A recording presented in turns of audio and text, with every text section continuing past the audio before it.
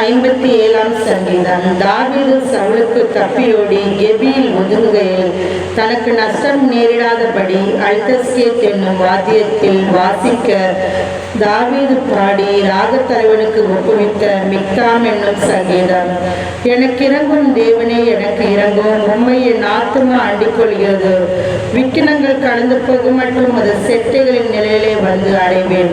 எனக்காக யாவையும் செய்து முடிக்கப் போகிற தேவனாகிய உன்னதமான தேவனை நோக்கி கூப்பிடுவேன்.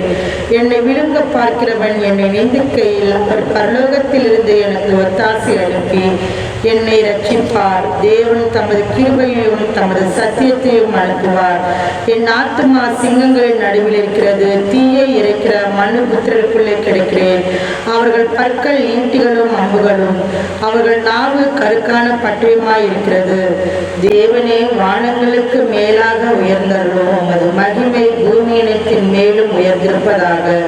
என் கால்களுக்கு கண்ணியை வைத்திருக்கிறார்கள். என் ஆத்துமா தொய்ந்து போயிற்று. எனக்கு முன்பாக குழியை வெட்டி அது நடுவிலே விழுந்தார்கள். என் இருதயம் ஆயத்தமாயிருக்கிறது. தேவனே, என் இருதயம் ஆயத்தமாயிருக்கிறது. நான் பாடி கீர்த்தனம் பண்ணுவேன். என் மகிமையை வீணையை சுரமண்டலமே விழியுங்கள். அதிகாலையில் விழித்துக் கொள்ளுவேன். ஆண்டவரே, ஜனங்களுக்குள்ளே உம்மை துதிப்பேன். ஜாதிகளுக்குள்ளே உம்மை கீர்த்தனம் பண்ணுவேன். உமது கிருபை வான பரியந்தமும் உமது சத்தியம் மேகம் மண்டலங்கள் பரியந்தமும் எட்டுகிறது. தேவனே, வானங்களுக்கு மேலாக உயர்ந்ததும் உமது மகிமை பூமி அனைத்தின் மேலும் உயர்ந்திருப்பதாக. ஆமென்.